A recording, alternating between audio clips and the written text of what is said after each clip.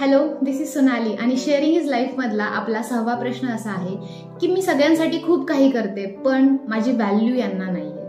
So normally मला एक गोष्ट सांगायची आहे की ही गोष्ट घरातले जे रिस्पॉन्सिबल लोक असतात त्यांच्यासोबत होत असते, की जे रिस्पॉन्सिबिलिटी टेकर असतात.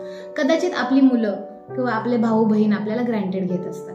तर ग्रँटेड घेणं इन द सेन्स काय होतं की तुम्ही सगळं करता पण कधी कधी आपण बोलून दाखवतो. म्हणजे एक साधं एक्झाम्पल मी देते की आपण जे काही करतो ते आपण बोलून दाखवलं नाही पाहिजे. तुम्ही जस्ट करताय ते तुमच्या हॅपीनेससाठी करताय.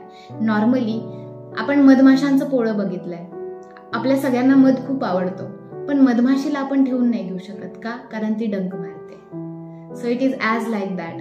एवढं ते मध गोळा करण्यासाठी ती एवढा प्रयत्न करते, एवढा स्ट्रगल करते, एवढा मध गोळा करते, बट तिला आपण नाही ठेवत कारण ती डंक मारते.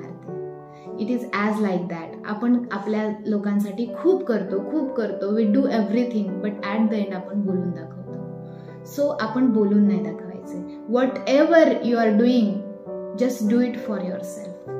तुम्हाला सॅटिस्फॅक्शन आहे की तुम्ही कुणाला तरी मदत करताय, तुम्हाला सॅटिस्फॅक्शन आहे की तुम्ही कुणाला तरी जीव लावताय, तुम्हाला सॅटिस्फॅक्शन आहे तुम्ही कुणासाठी काहीतरी करताय. So just do it for your self.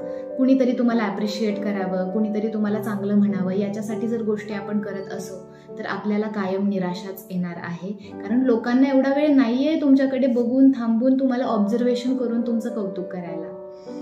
So just स्वतःला खुश ठेवण्याचा प्रयत्न करायचा असेल तर ज्या गोष्टी करताय त्या बोलून दाखवू नका. Just be in that, just be in present आणि be happy. So thank you so much.